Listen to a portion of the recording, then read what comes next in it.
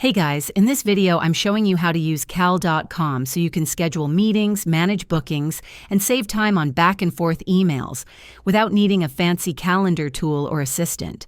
First off, go to cal.com and sign up with your Google, Microsoft, or email account. Once in, set up your availability by choosing days and times you're open for meetings. Next, create different event types like 30-minute call, free consultation, or project kickoff. Add a description, duration, and even a location, like Zoom or Google Meet. Here's a pro tip.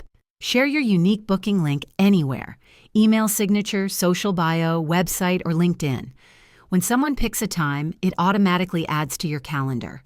Don't forget, customize your page with a profile photo, bio, and even payment options if you want to charge for sessions.